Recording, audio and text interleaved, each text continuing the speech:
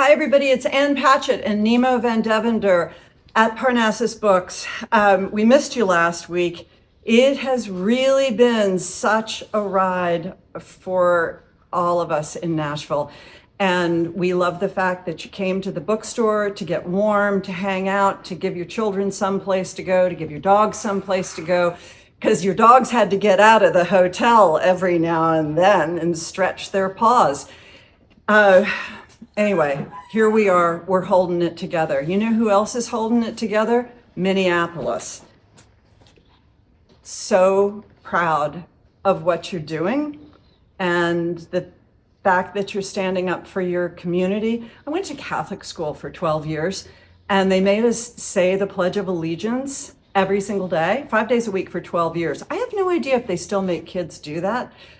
But the sentence that keeps going through my mind every 5 minutes, liberty and justice for all. Liberty and justice for all. Okay? Let's see if we can't live up to that one. All right. Hi. Actually, Ann doesn't know I'm going to do this. What? I'm Andy. I'm the GM here at Parnassus. And as Ann just alluded to, it's been a really tough time here in Nashville. I've lost count of how many days I'm without power. But what I want to tell you about is what a special place it is to work at Parnassus. Ann Patchett picked up the hotel tabs for every employee who was without a home. She paid everybody through this whole time, whether they made it into work or not. I just can't tell you how much we appreciate this and how thankful we are for this great place. And now we're both going to burst into tears. Thanks, Andy. All yours. Okay, now we're going to talk about books. Oh, and we gave $2,400 to the... Come on, just say it out loud, Sarah. Don't make me work for it. Immigrant Law Center of Minnesota. Immigrant Law Center of Minnesota. I keep getting it wrong. Thank you. Vigil, George Saunders. We couldn't do his event because there wasn't power at NBA, but he came anyway and he signed the 2,000 books for FEC and was the loveliest human being. And George and I sat down in the store with people here and we just had a little conversation. Sarah filmed it and it'll be online and you should watch it. And more importantly, you should read this fantastic book. And a book that I loved and Elise loved so much, Good People, Patmina Sabit. And this was a book that we thought we were going to pick for first editions and then everybody's pub date got moved. It's a debut. It's about a Pakistani family living in America and the children who are assimilating in different ways and the parents are assimilating. It is riveting and it is written in a way that is unlike anything I've ever seen. So please pick this up. My friend Ina Garten told me that this was the best book that she has read in ages and so important. And when I read the blurbs down the back, they all say the same thing. Mattering, The Secret to a Life of Deep Connection and Purpose by Jennifer Brenny Wallace. And it's about how if we are going to be happy, we have to feel like we matter in the world and we have to do something to be helpful and part of our community. And that's great. The Autobiography of Cotton by Cristina Rivera Garza. And I don't know, I picked it up because it has a great cover and because I'm always interested in cotton and I read the back and it looks great. It's all about the history of cotton and the people who picked the cotton.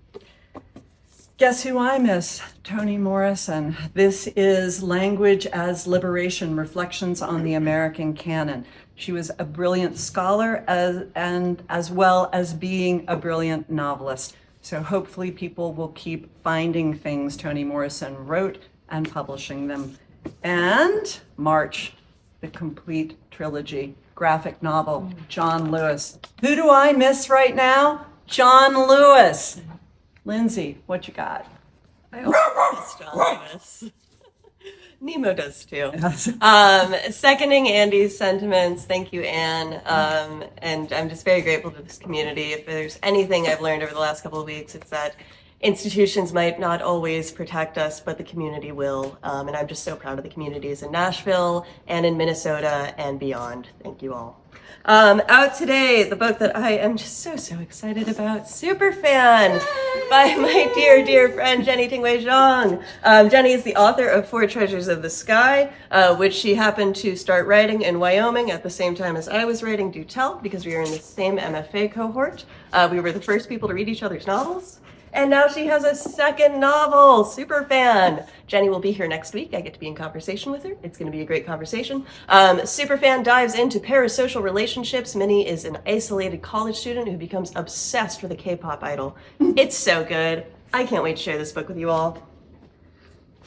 Another book that I'm so excited about, Lily Myers, The End of Romance. Lily and I went to high school together. Shocker, we were on the literary journal together. Lily is the coolest person. She is a translator, she's a book critic, she's a PhD, and she has published her second novel, The End of Romance. A young woman comes out of an abusive relationship. She goes into a philosophy PhD program, and she says, I'm going to end romance. We're going to figure it out. It is such a good coming of age story. It grapples with big questions about how to love in our current era. And it's just so gorgeous. Congratulations, Lily. The Good Morning America pick is The X's by Leodora Darlington. If you want a twisty thriller with lots of turns, check this one out. The Read with Jenna pick is One and Only by Maureen Gu. If you would like a love story that plays around with soulmates, check this one out. And over in nonfiction, Unspeakable Things, Silence, Shame, and the Stories We Choose to Believe by Brooke Nevels. There was an excerpt of this posted on The Cut last week that I read. This is a difficult read. Brooke Nevels is one of the first women who came forward during the Me Too movement in 2017 at great personal cost. She is not the quote-unquote perfect victim, and this book dives into all of the nuances and the difficulties that come with that. I am just so grateful that she wrote this. What I've read of it was fantastic, and I am looking forward to reading the rest of it. And turning it over to Elise. Thanks, Lindsay. I want to read all those books now. Today, I have a big shout out. It's to Ann Patchett. Sorry, Ann. I love you, Ann. We I all love you, love Louise. you. And really, to the whole, everybody here at Parnassus and in Nashville and in communities beyond here, just, it's been a tough time and everybody has held together, so I am very grateful. I just also, Ann stole my line. George Saunders, Vigil, it's such a fabulous book. And I have seen the video, and the video is really wonderful. So for all of you who we couldn't do the event and you had tickets, and we are so sorry. And then for everybody else who just wants to see a great conversation, go to the Parnassus Books YouTube channel and you can see that video. It's worth watching at least 15 times. So last night we had Ashley Herring Blake. We love Ashley Herring Blake. She was a bookseller here, former bookseller, and this is a great queer romance, and it's just wonderful. We have signed copies. Get over it, April Evans. Really fun. Then Wednesday, W.M. Akers. This is To Kill a Cook, and he's from here, I do believe. His family is here, and he has gone on and become this fabulous writer. And this is a hilarious mystery. It's about a food critic and a murder, and it's really fun. And I hope there are some seats left on Wednesday. Check our website, and if there are, please come and join us. And then on Thursday, we have Kara Ruda. This is We Were Never Friends. And this is Sisters, Friends, Forever, Never. It's a reunion gone bad. I think there's a murder, and it's really fun. This is Kara Ruda, Thursday night. And then Saturday, we have fabulous Parnassus staff doing story time, which is always fun, 10:30, and we have something else. I want to come back in. Yeah, come on. Because I just thought of something else that I wanted to say. Rachel. Oh my gosh. So Saturday was the first, was it Saturday? Saturday. It was the first When annual. was that? Yeah. What's today? Friends of Fantasy Day.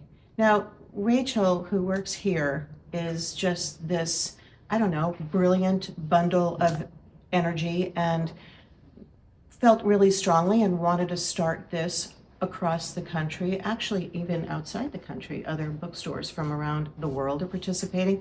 150 stores. This first annual, and then she From Rachel's just idea. from Rachel's 25 idea. years old, and bookseller. And she worked with Hannah, who's on the events team, and Rachel and Hannah. So Rachel's working with the world, and Hannah was working here in the store. We had so many authors and so many fun events for children and adults. We had, I don't know, 500,000 people in It was the store. unbelievable. It was like Christmas. And the dogs were wearing Dragon. dragon costumes. You couldn't get a parking space. People were pressed up against the door. It was unbelievable. So just another reason why I love working at Parnassus Books, you know? Yeah. Okay. And that's another reason. Well, yeah, Okay, so the other I'm reason sorry. why we love it is because of Rayanne. Oh, Hey, Rayanne. Y'all are so sweet. Hi, everyone. First of all, thank you. Shout out to all the helpers, professional and personal, who are doing things for people. I appreciate you so, so much. Keep doing it. We'll all keep doing it. Our February Parnassus Next Pick is Amiko Jean's Love Me Tomorrow. I cannot explain in words how much I really love and adore this book.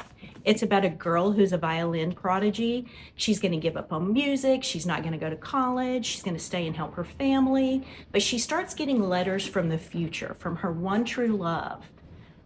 She's sure they're a prank, but then this person knows things. But who is it? She's sure she knows. Then another possibility comes into her life, and another. It's just such a fun read. Parnassus Next members, your books, signed books, are on the way to you. Just a little bundle of joy today is the new picture book, I'm So Happy You're Here, A Celebration of Library Joy by Michael Threets, amazing librarian and literacy ambassador, illustrated by Lorraine Nam. So fun to meet him at Children's Institute when Allie and Hannah and I were there. So pick up this copy today. Another picture book, Decoy Saves Opening Day by you Shohei Ohtani fans and Michael Blank, illustrated by Fancy Liam. We are out of the signed book plates for this, but we still have amazing copies about Decoy saving opening day in the first pitch. Fans of retellings, it's Rumpelstiltskin Day by Mac Barnett, illustrated by Carson Ellis. We have a few signed copies. Pick yours up today. In middle grade, Sarah Pennypacker's The Lion's Run. It's a World War II story about a boy trying to save some kittens and a girl trying to save her horse from conscription that team up. Also in middle grade, The Aftermyth by Tracy Wolff, an amazing middle grade Greek mythology fantasy novel. Kwame Alexander has a new series in chapter books illustrated by Kit Thomas, the Mighty Macy, who stands up for her library and her community. So many YA books. Are you ready? Melissa De La Cruz, the YA Good Morning America pick, Sibylline. Petra Lords, Queen of Faces. Do you like dark academia? These are for you. Stolen Midnights, Catherine Quinn, a couple of traveling or carnival or theater books, A Stage Set for Villains, Sharon J. Spann and Angela Montoya's Carnival Fantastico. And I want to end it off with a new board book out today. Are you ready? Make Way for Ducklings. How cute is this? I think we all need a copy of it. Thanks so much for listening. These will be on the new release page. Thanks.